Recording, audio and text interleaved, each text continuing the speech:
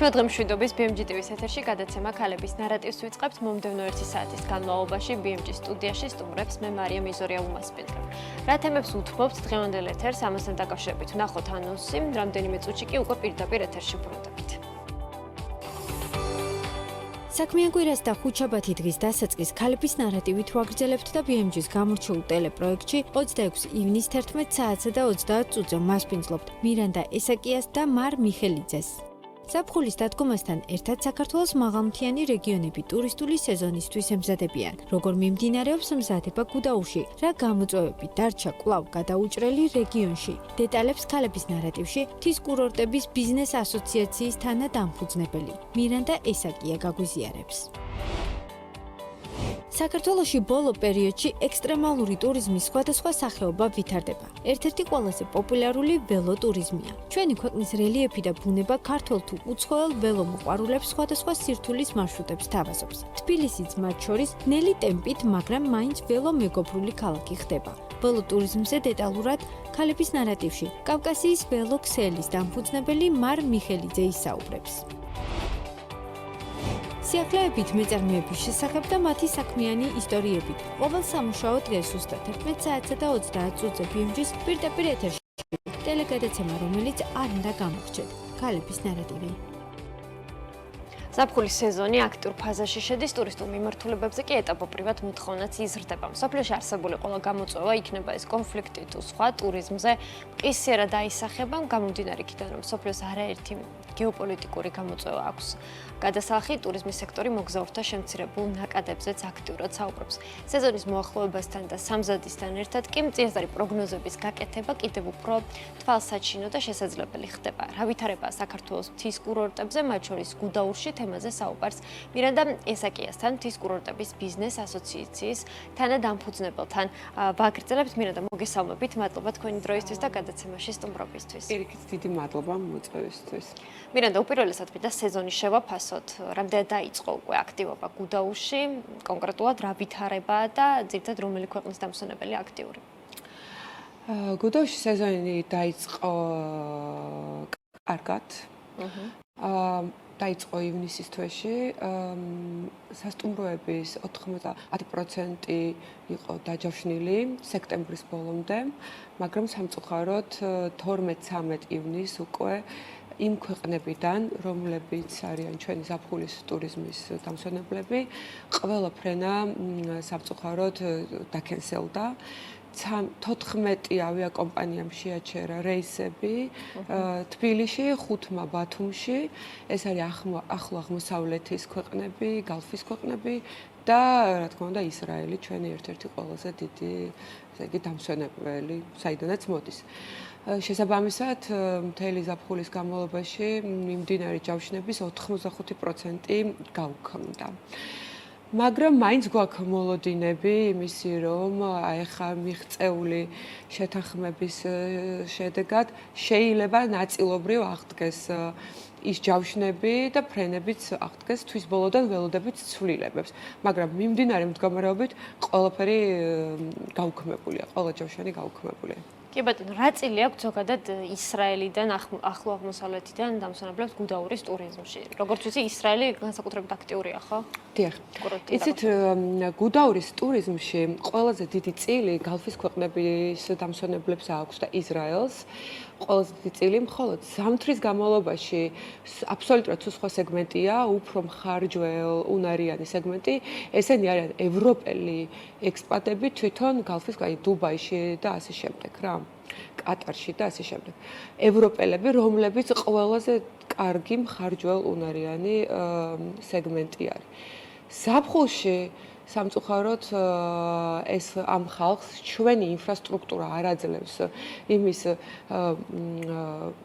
ვერ ვიზიდავთ მხარჯველ უნარიან დამსვენებელს ევროპიდან და ევროპელებს, ვინც არის გალფის ქვეყნებში და სამწუხაროდ მხოლოდ არის დაბალ მხარჯველ უნარიანი დამსვენებელი, ეს არის ინდოეთი, პაკისტანი და ახლო აღმოსავლეთის ქვეყნები და ისრაელი უფრო ბათუმში, იმიტომ რომ სათამაშო ბიზნესი არის მათთვის იმ დროს საინტერესო და არა გუდაური.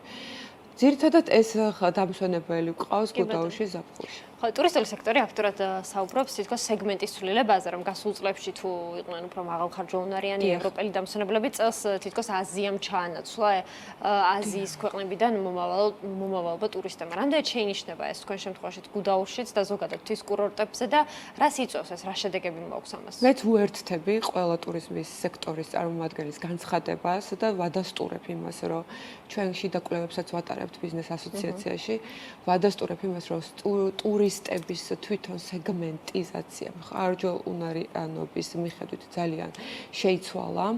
თუნდაც ის აზიელი მაღალბიუჯეტური ტურისტი ჩვენთან უკვე აღარ ჩამოდის, იმიტომ რომ პრეტენზიებს გვიყენებს ჩვენი გაუმართავი ინფრასტრუქტურის სიბინძურის და ასე შემდეგ პრობლემების გამო, პრეტენზია აქვს და არ ჩამოდის. და ჩამოდის ძალიან თუნდაც იმ აზიიდან ძალიან დაბალი შემოსავლების მქონე დამსვენებელი. რომელიც შესაბამისად არ ხარჯავს, არ ტოვებს ის არ ხარჯავს, ის არის მოკლე ვადით ჩამოსული, თქო ერთი დღით გაჩერდება იმ სასტუმროში, რაღაცა ფოტოს გადაიღებს, არც რესტორანში დადის, არც რამე აქტივობით ინტერესდება და ბრუნდება თავის ქვეყანაში. ძალიან ესეთი სეგმენტი ყავს, დიახ. აი რა შედეგამდე მიყავს ამას ტურიზმის განვითარებას, ზოგადად კურორტების განვითარება, ის რომ კურორტს აკლია მაღალხარჯაუნარიანი ევროპელის დამსვენებელი, რომელიც იდეაში ინტერესდება არა მხოლოდ კვებით, არამედ აი რაღაცა. თქვენ ძალიან სწორი დიახ, და თქვენ ძალიან სწორი კითხვა დასვით, მაგრამ ამ კითხვაზე პასუხი რომ გაგცეთ, რომ ეს რა შედეგს მოიტანს ბიზნესისთვის, რომ ბიზნესი რომ დაკარგავს ინტერესს განვითარების, სტანდარტი დაიწევს და ასე შემდეგ და გაკოტრდება, მაგამდე რომ მივიდეთ აი ამ დაბალი მინდა იქედან დავიწყო, რატო მივიღეთ ჩვენ ესეთი დაბალი სეგმენტის ტურისტი და რატო ჩვენი ქვეყანა რომლის მთავარი შემოსავალი არის ტურიზმი, რატო მივედით ამ კატასტროფამდე, ხო? სანამ აი აქამდე რომ მივიდეთ, პირველ რიგში ხაზი უნდა გავუსვათ სახელმწიფოს დამოკიდებულებას. მოდი მე კონკრეტულად გუდაურზე ვისაუბრებ. კი, აი გამოწვევებიც ვახსენოთ, მათ შორის ინფრასტრუქტურა ახსენეთ, ამ მიმართულებით რა სირთულეებია. თქვენი გადაცემის და საერთოდ BMG-ში ჩემი სტუმრობის შემდეგ ჩვენ დავაკვირდით, რომ მთავრობის წარმომადგენლებს აქვს ძალიან დიდი რეაქცია ჩემს განცხადებებზე. სამწუხაროდ მიწევს მწვავე განცხადებების გაკეთება და დიდი მადლობა რომ მიწევთ და ამის საშუალებას მაძლევთ, რომ ჩვენი პრობლემები გავაგონო ამ ხალხს, რა გვჭირს და რა უბედურებამდე მივედი. თუმცა იმასაც ვიტყვი, რომ თქვენი გადაცემით გაჟღერებული გზის პრობლემა ეხლა მოგვარებულია და აგებენ გზას, კარგი ცხო უნდა ვთქვა.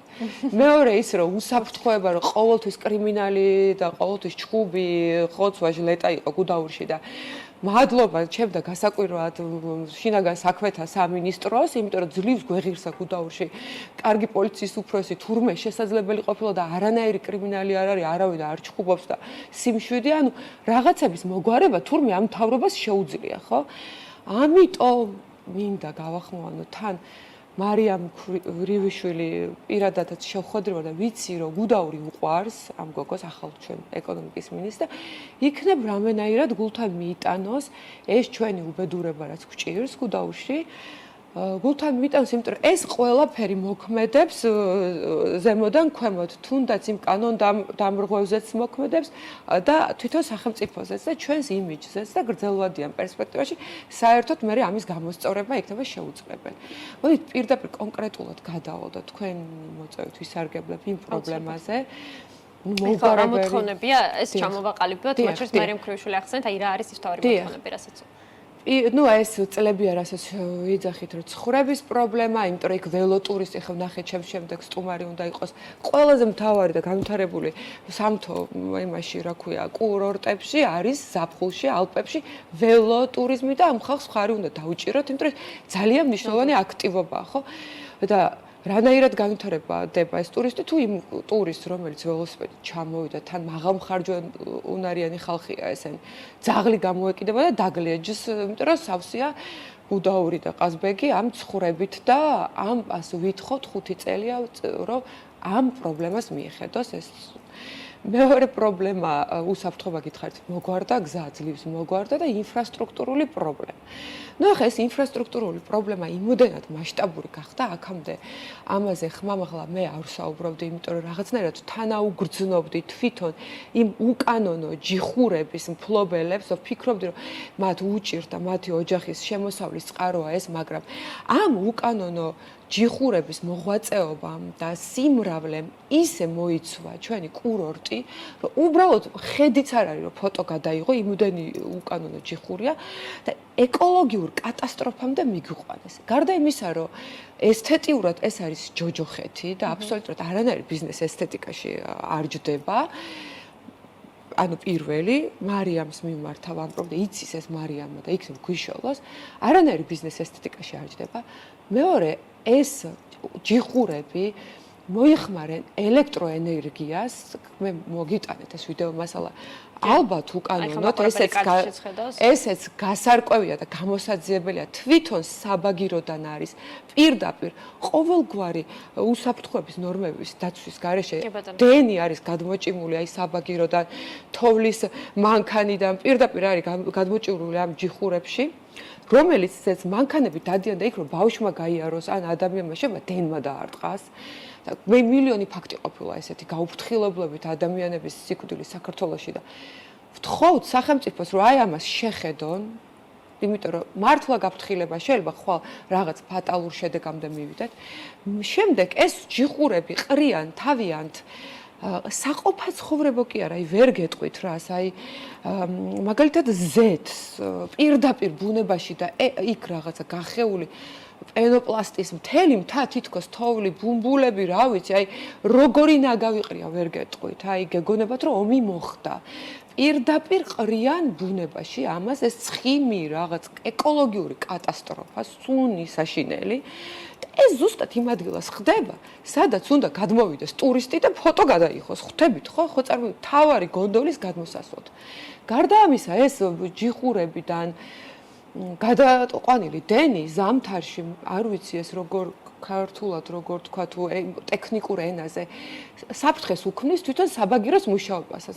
იმიტომ რომ რაღაცა ჩართვები, დიახ, მოკლე ჩართვები თუ რაღაცები ხდება და ზამთარში მაგალითად ტურისტი ეს ჩვენ რაღაც ხარჯვაულუნარიანი ტურისტი რომელიც ერთადერთი გუდაურია მოგებაზე რო გადის ისეთი კურორტი და გუდაურიდან ფინანსდება დარჩენი კურორტები, ეს ხალხიც აღარ ჩამოგვივა, იმიტომ რომ საათ ნახევარი არიან საბაგიროზე გამოკიდებულები.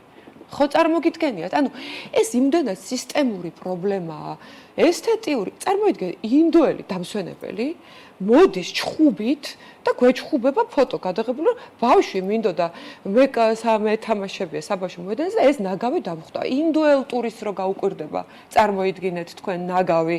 ხვდებით ხო რა დღეში ვართ? ხო და უბრალოდ ჩემი ეს განცხადება ემსახურება იმას, რომ მე კი არ ვითხოვ, რომ ეს ადამიანები დავიჭიროთ, გადავუყაროთ. დიახ, გადავუყაროთ ეს ჯიხურები, არ მივცეთ ოპერირების საშუალება.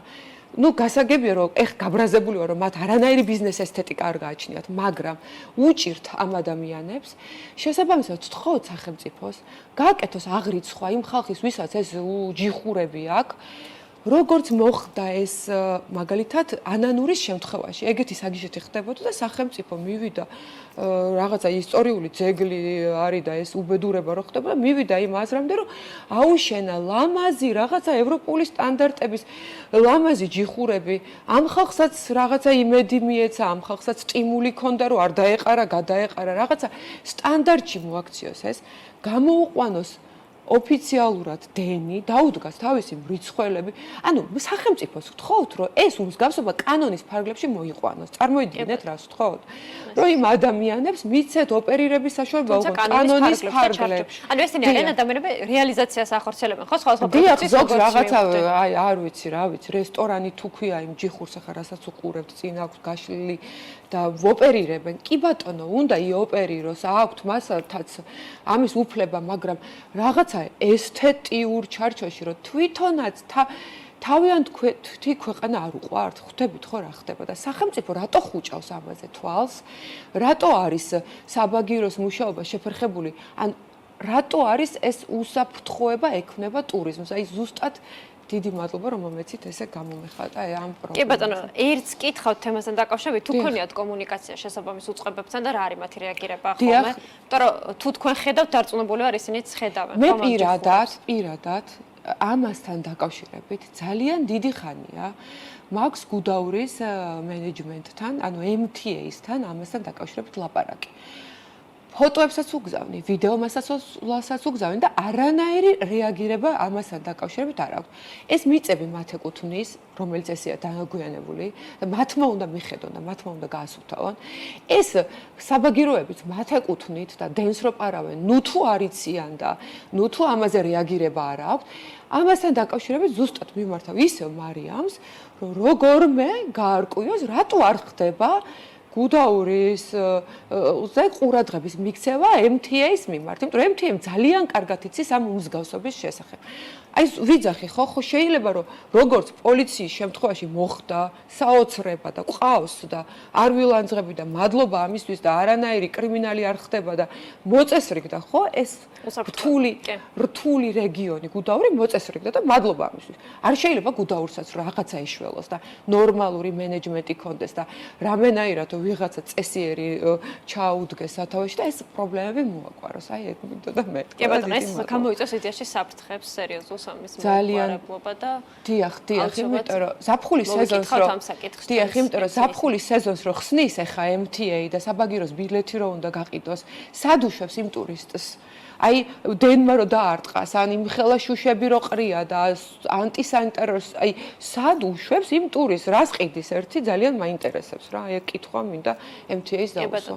მე ერთსაც კითხავთ, რამდენი ხანია რაც ესე უკანონო საქმიანობა გულისხმობ ხორციელდება ამ ჯიხურების მხრიდან?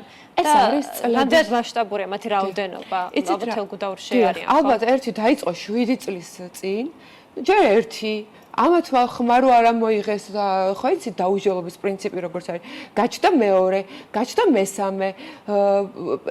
იცით ყოველ წელს გუდაურის ბიზნეს ასოციაცია თვითონ ბიზნესი, ყველა სასტუმრო, ყველა რესტორანი ჩართულია, ვალაგებთ სადაგთან ერთად და ეს წლები ამოდიოდა, წარმოვიდგინე ქუთაისიდან და გორიდან მოდიოდნენ ახალგაზრდები და ვალაგებდით ამ მსგავსობას ჩვენ. წარმოიდგინე. ანუ MTA კი რა ვალაგებდით, MTA-სთან ერთად ვალაგებდით, ანუ ვალაგებდით ერთობლივად, მაგრამ ამან დაუსჯელობის გამო იმხელა მასშტაბს მიაღწია ამ ჯიხურებმა, ამ დანაგვიანებამ და ამ სიგიჟემ იმხელა მასშტაბს მიაღწია, რომ წელს რო ავედით, ვერავინ ვერ უშველით, 160 კაცი ვიყავით, მაგრამ ამას ადამიანები კი რა ვერანაირი ტექნიკა ვერ უშველის, ისეთი ხდებოდა მთაზე და ამიტომ გადავწყვიტეთ, რომ ამაზე ესე აღშფოთებით და ხმამაღლა გველაპარაკა. ეს ყველაფერი გადასარევად იცის MTA.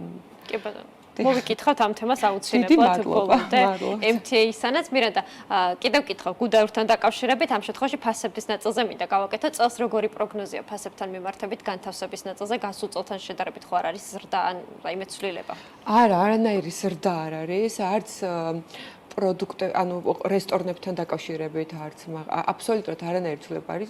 იგივე ფასებია, მეტიც წელს პირიქით სასტუმროები რაღაცა დისკაუნტ პაკეტებს თავაზობენ, მომხმარებლებს, რესტორნებიც რაღაც გასართობ პროგრამებს, ანუ უფრო მომზადებულები ვართ, შარშან არ იყო კარგი სეზონი, აქედან გამომდინარე, წელს უფრო მაქსიმალურად ვართ ორიენტირებული მომხმარებელზე. კი ბატონო, ადგილობრივების წილი როგორია? წინასწარი შეფასებით, ის რომ ტურისტების აქტივობა შემცირებულია გამომდინარე გეოპოლიტიკური ვითარებიდან გასაგებია, თუმცა ადგილობრივები რამდენად არიან ხოლმე, იმიტომ რომ გუდაური თითქოს საყვარელი კურორტია ერთ-ერთი. ზამთრიდან გამომდინარე გავაკეთებ დასკვნას, წელს სამწუხაროდ, იმქედან გამომდინარე ქვეყანაში ძალიან დიდი კრიზისია, როგორც მორალური კრიზისი, ასევე ფინანსური კრიზისი, წელს ადგილობრივი, ანუ შიდა ტურიზმის მაჩვენებელი ძალიან დაბალი იყო, აი წარმოუდგენლად დაბალი იყო წინა წლებთან შედარებით.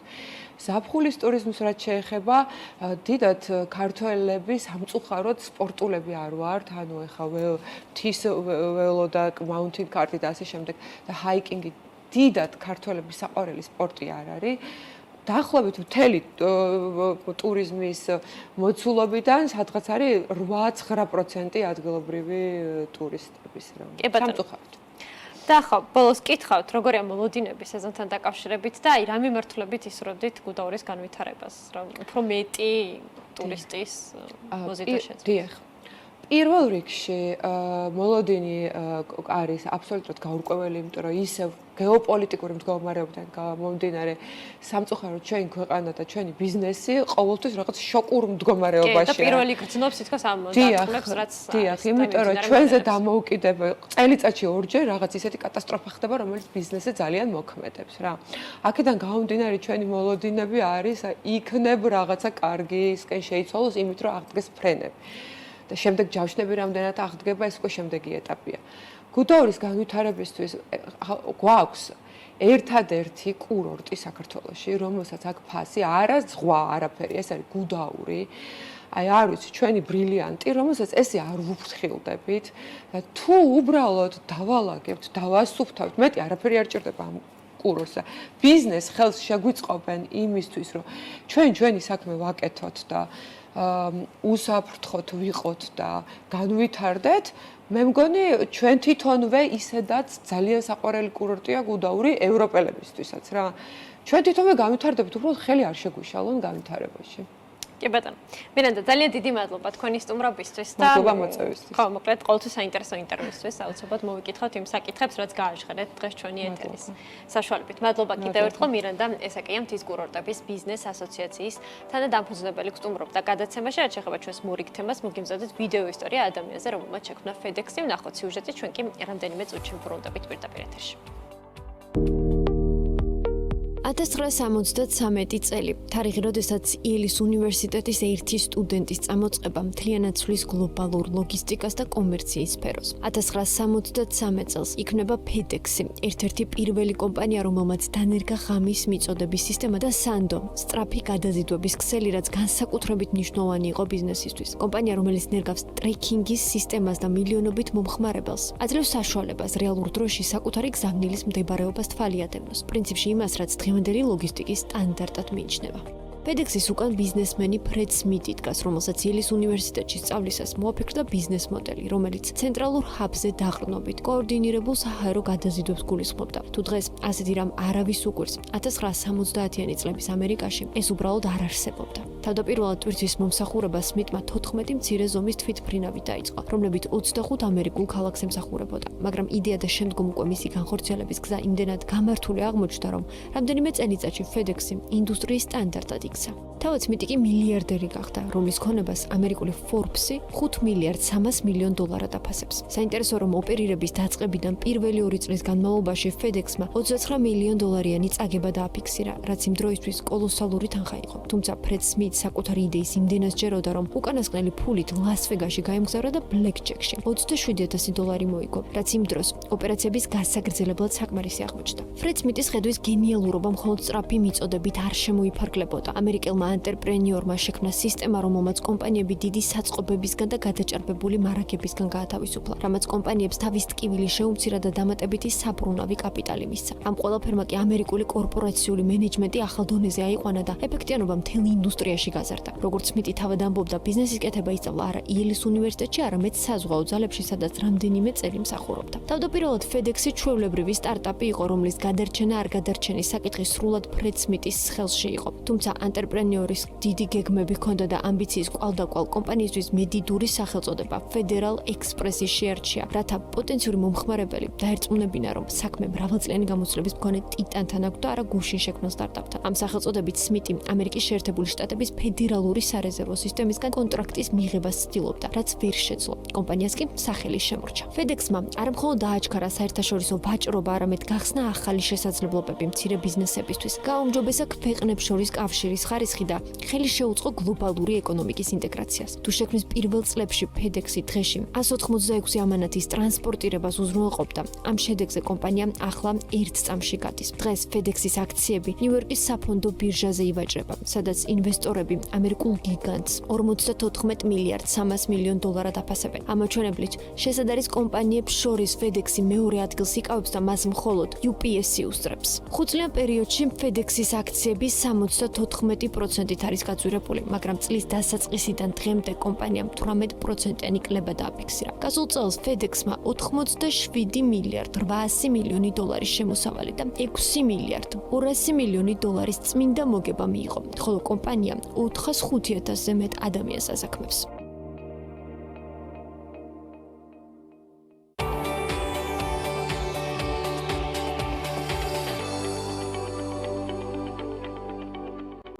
ბოლო წლებში საქართველოში აქტიურად იზრდება ინტერესი თავგადასავლებით სავსე ტურისტული მიმართულებების მიმართ. ამ ტენდენციაში განსაკუთრებულად გამოიკვეთა ველოსიპედით მოგზაურობა აქტივობა, რომელიც არა მხოლოდ სპორტული გამოწვევა, არამედ შესაძლებლობაა ქვეყნის უნიკალური ლანდშაფტისა და კულტურული მრავალფეროვნების აღმოჩენისთვის. მთიანი რელიეფი უკაცრავად დაცული ტერიტორიები და მიტოვებული გაუკვალავი ბილიკები უცხოელ და ადგილობრივ ველომოყვარულებს მრავალფეროვან მარშრუტებს სთავაზობს. თბილისიც თანდათან უმკლავდება ურბანულ გამოწვევებს და ცდილობს ველოსიპედის მოყვარულთათვის უფრო ხელსაყრელი გარემო შექმნას. ამ და სხვა საკითხებზე საკუთარი გამოცდილებით კავკასიის ველოქსელის დამფუძნებელი მარ მიხელაძე სტუმრობს ქალების ნარატივს. მარ, მოგესალმებით, მადლობა თქვენი დროისთვის და ჩვენთან ერთად ყოფნისთვის. მადლობა, მიხარია რომ კიდევ ერთხელ შემიძლია თქვენთან ერთად ვისაუბრო ველო თემებზე. იქამდე სანამ მიმოვიხილავდეთ იმ სიახლეებს, რომელიც დაგროვდა ამ პერიოდის განმავლობაში, მინდა კიდევ ერთხელ ვთქვათ მაყურებელს კავკასიის ველოქსელის შექმნის პერიოდიდან დღემდე რა არის მისი ძირითადი ფოკუსები, საიდან გაჩნდა იდეა და რა არის მისი მთავარი საქმიანობა ახლა.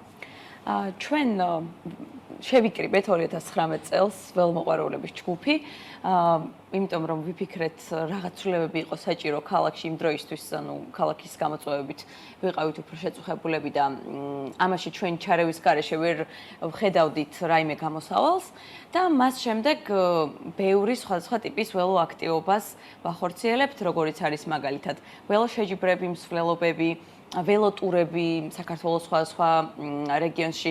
მაგალითად წელს უკვე მეოთხედ ვატარებთ გურულ ველოდღეებს, რომელიც გურული მთების მონახულებას მოიცავს აგვისტოს ბოლო ვიკენდზე. არის კიდევ ბრევეტი გამოწვევა, რომელიც ესე მასობრივი სახით ჩვენ დავიწყეთ პირველად ჩატარება საქართველოში და ახლა ერთ თვეში უკვე 600 კილომეტრიან გამოწვევას თავაზობთ ველომოყვარულებს. 200 და 300 უკვე ჩავატარეთ წელს და ესე რაღაცნაირად ვცდილობთ რომ სხვა სიახლით დავაინტერესოთ ადამიანები, რომლებსაც რაღაც ინტერესი აქვთ ამ მხრივ, მაგრამ ვისაც აქვს უკვე ინტერესი, მათთვის სიახლეები შევთავაზოთ უფრო და უფრო საინტერესო გამოწვევები, ესე რომ. რადგან ახსენე ადამიანები, რომლებიც განსაკუთრებით ინტერესდებიან ამ სპორტით, გამიშვა კითხვა, რამდენად იზრდება მათი რაოდენობა. აი, თუნდაც თქვენი საქმიანობის დაწყებიდან დღემდე 2019 წლიდან შემდეგ რაც პირველად შეიკრიბა კავკასიის ველოქსელი, რამდენად გაიზარდა იმ ადამიანების რაოდენობა, რომლებსაც სურთ ამ თავგადასავლებში ჩაება? მინდა აღნიშნა, რომ რაღაც ისეთი კვლევა, რომელიც რაღაც ამას დაადასტურებს, ჩვენ არ გვაქვს და არც არსებობს რეალურად რაღაც ტრანსპორტის რა ტიპს იყენებენ ადამიანები უფრო ხშირად და ამ შემდეგ. მაგრამ მინდა ვთქვა, რომ გაიზარდა სხვადასხვა ჯგუფები, რომლებიც მაგალითად არიან დაკავებული იმით, რომ თაში წავიდნენ ველოსიპედით, ეგ რაღაც ცალკე ჯგუფად შეიძლება მოვიაზროთ, ცალკე არიან ადამიანები, რომლებიც არიან ველო შეჯიბრებით დაინტერესებულები, საგზადკეცილო ველო შეჯიბრებით და თქვათ წლების წინ თუ ეს რაღაც უფრო შორიდან არაპროფესიონალურად გამოიყურებოდა, ეხლა ბევრად უფრო დახვეწილად შესაბამისი აქსესუარებით, შესაბამისი ჩაცმულობით, შესაბამისი ველოსიპედებით მონაწილეობენ ამ შეჯიბრებში, ესე რომ ვთქვათ, რაღაცნაირად იხვეწება და იზრდება, რა თქმა უნდა, ეს ველომოყვარებლების რაოდენობა, თუმცა ბევრად მეტი შეიძლება და ყოფილიყო ხელშეწყობის პირობებში. ხო, აი რა ხელშეწყობაა ამ პროცესში საჭირო მთავარი, რაც შემდგომ უკვე გააზრდის იმ ადამიანების რაოდენობას, რომლებიც არა მხოლოდ ჰობის დონეზე უყურებენ, შესაძლებელია ამას უყურებდნენ როგორც სერიოზულ ნაბიჯად, საქმიან ნაბიჯად.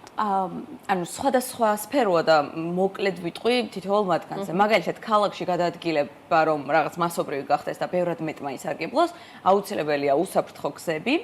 და უსაფრთხო ველოგაჩერებები, სადაც ადამიანმა იცის, რომ იქ ველოსიპედს არ მოპარავენ და ანუ ჩვენთან მაგალითად ეს სპეციალურად წამოვიღეს ველოსიპედი კონფერენციდან, ანუ ჩვენი ქალაქია და ჩვენი ჯანმრთელობა, ანუ ჩვენთან ყოველდღიურად გადაადგილებისას გრძნობ რო რაღაცნაირად მჟავე მწარე აერია და ძალიან ისეთია, ანუ არა ჯანსაღი და ველომხმარების გაზრდა ამ სურათს მნიშვნელოვნად შეცვლის, ასე რომ ამ სურათის დანახვა და ამის ხელშეწყობა არის ძალიან მნიშვნელოვანი.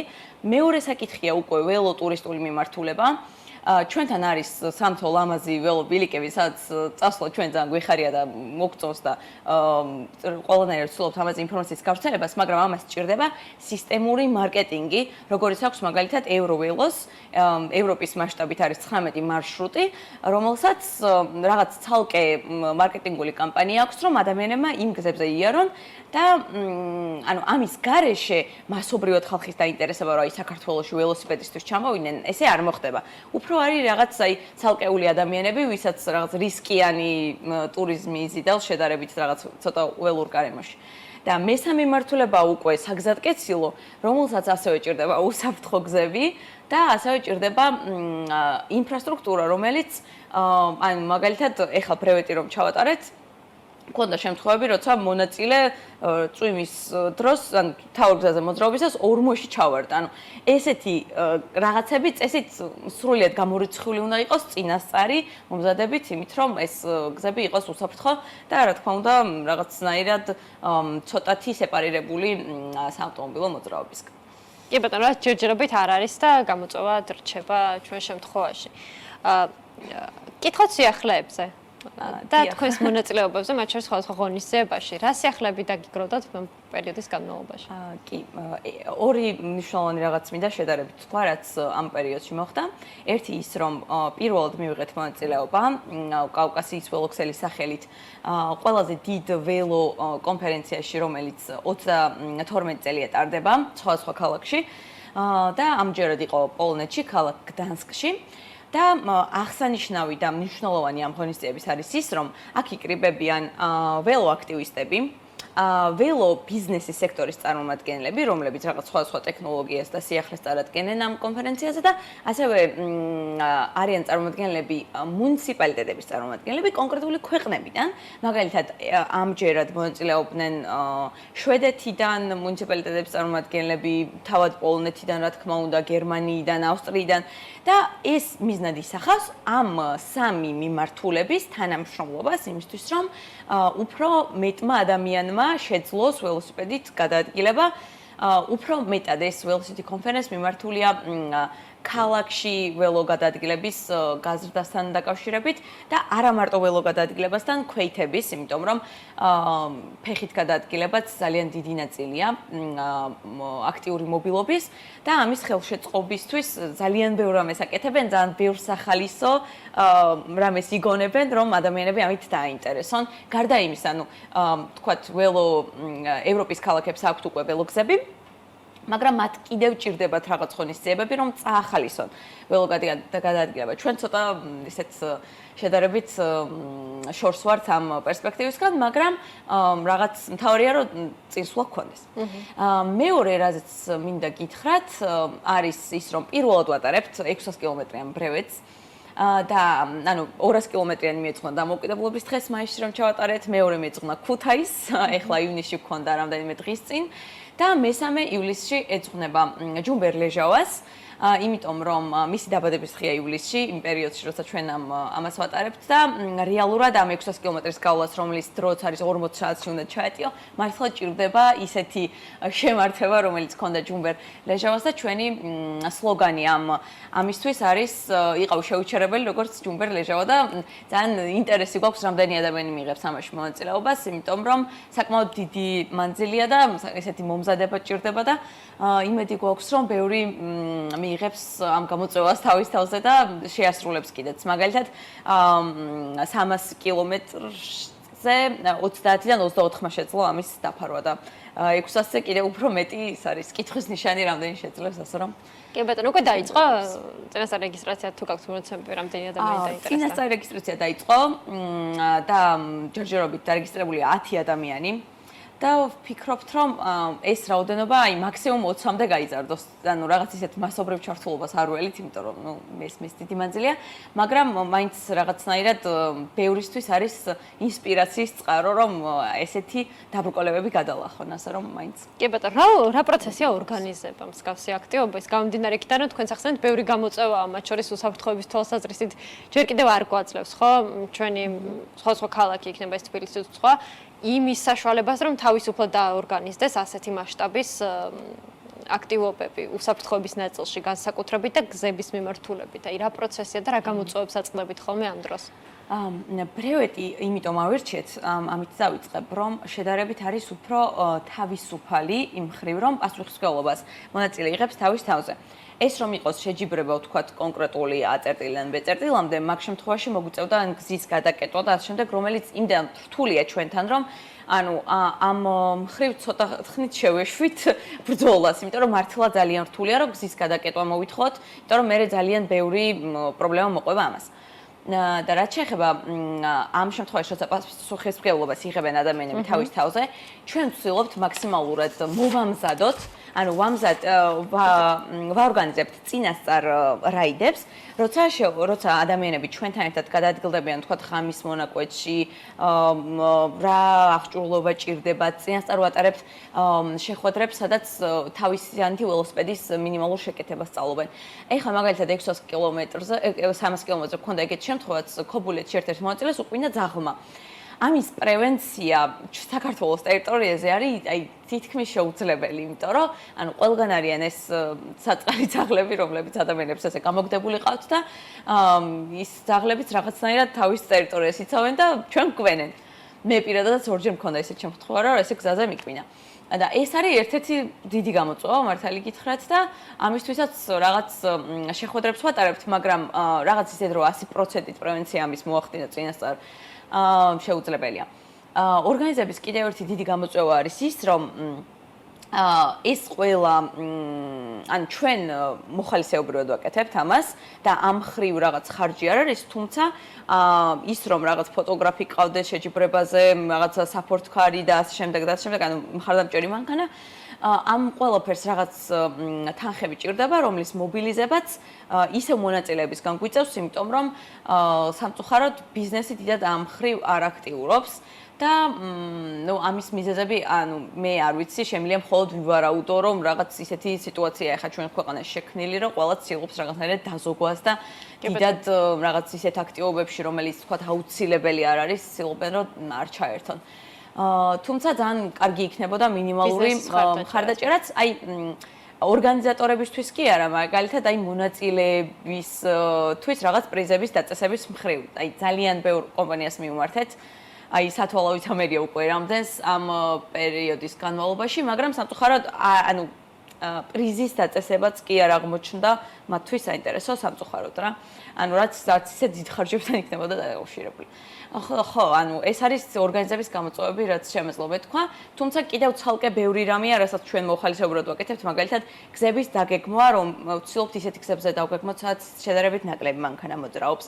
ვცდილობთ, რომ დროის იმ პერიოდში გაიარონ, როცა უფრო ნაკლები მანქანა იქნება და ანუ ბევრი სხვადასხვა საკითხია ფიქრობთ. ხო, იმედია კერძო ბიზნესის ნაწილში ჩაერთვება და დაინტერესება იქნება მათი მხრიდან, რომ უფრო მეტად განვითარდეს ეს მიმართულება საქართველოში. კი ბატონო, გეგმებზე კითხავთ უკვე ბოლოს, რა არის თქვენი სამომავლო გეგმები ქსელის და რადგან გადაცემა ქალების ნარატივში ვართ, გენდერულ ბალანსებს კითხავთ, რამდენად არის ქალების ჩართულობა, კაცების ჩართულობა, როგორ არის ეს დაბალანსებული? გასულ წლებთან შედარებით, მინდა აღნიშნო, რომ გოგოების აქტივობა საკმაოდ გაიზარდა, ამით დავიწყებ და შემდეგ გადავალ გეგმებზე. არიან ადამიანები, მაგალითად, ბათუმში არის ანა ნიქაბაძე, რომელიც ძალიან აქტიურად სხვა ადამიანებთან ერთად უბრალოდ ყველას ვერ ჩამოვთვლი, აორგანიზებს ველომსვლელობებს, შეჯიბრებს.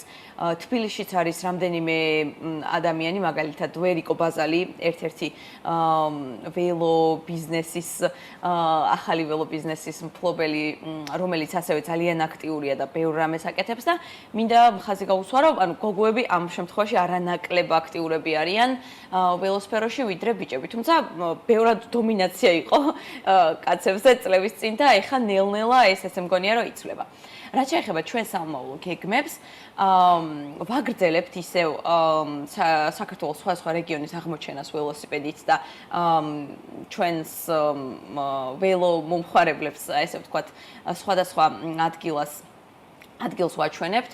ასევე გვინდა რომ გავაგრძელოთ ის სერია, რომელიც დავიწყეთ სამთო ველო შეჯიბრებების, სამი შეჯიბრება უკვე სხვა წელს სხვა ლოკაციაზე ჩავატარეთ და გვინდა რომ ერთი მომავალ შემოდგომაზეც გავაკეთოთ და აუცილებლად ვაპირებთ მონაწილეობას ევროპის მოგლობის კვირაულში, რომელიც სექტემბერში ტარდება. ეს არის ესეთი მოკლე გეგმები, რაც ყველაზე ახლო მომავალში გვაქვს, თუმცა ბევრად უფრო ესეთ შორსმევალი გეგმებიც გვაქვს, მაგალითად ისეთი როგორც არის Velocity კონფერენციის თბილისში ჩატარებაც. ეს რამდენად რეალურია ეს გეგმა? როგორ ფიქრობთ? იცით, რეალური იქნება იმ შემთხვევაში, თუ ჩაერთვება მუნიციპალიტეტის სრული ძალებით, იმიტომ რომ ეს ევროპის ველო ფედერაცია ატარებს ამას და არ ხდება მხოლოდ აქტივისტების ჩართულობით. ქალაქის დიდი მხარდაჭერის გარეშე ეს ვერ ხდება და მართალი გითხრათ, მე სადღაც 4 წლის წინ მიმართე ევროპის ველო ფედერაციას ამასთან დაკავშირებით და მათგან საკმაოდ დიდი მოთხოვნების დიდი სია, რაც უნდა შესრულდეს იმისთვის, რომ ჩვენს ქალაქში გაიმართოს და მე მოვიაზრებდი მაგალითად, ძალიან რეალისტურად უყურებდი ამ ყველაფერს მართალი გითხრათ და მოვიაზრებდი წერეთლის გამოფენის ტერიტორიას, იმიტომ რომ ძალიან ბევრი რაღაც აქტივობა უნდა გაიმართოს და ამ სივრცეში თავისუფლად შესაძლებელია, თუმცა სულ ახალხან დაანონსდა იქ რაღაც მრავალსართულიანი შენობების შენება და ეს ყველაფერი საერთოდ არ არის ერთმანეთთან თავსებადი, ასე რომ იმედს ვიტოვებ, რომ ამ რაღაც უბსკულში მთლად არ გადავეშვებით. კი ბატონო, ძალიან დიდი მადლობა სტუმრობისთვის. გადაცემაში ჩვენთან და მოკლედ გელოდებით სიახლეებით და გიერთებით ამ სურვილში. მედი დაორგანიზდება მართლა ეს конференция თბილისში.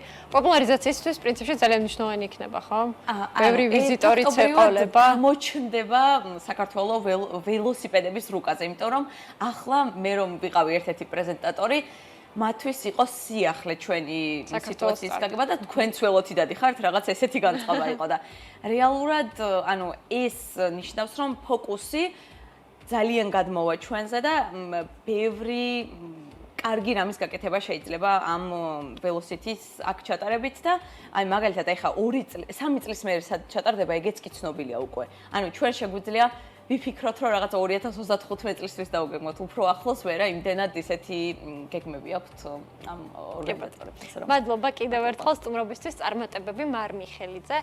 კავკასიის ველოქსელის დამფუძნებელი სტუმრობდა გადაცემაში. ამით დღევანდელი გადაცემა დასრულებულია. ქალების ნარატივი ეთერში ხვალ ბრუნდება, თუმცა BMG TV-ს ეთერს რამდენიმე წუთში უკვე საქმის კურსი აგრძელებს.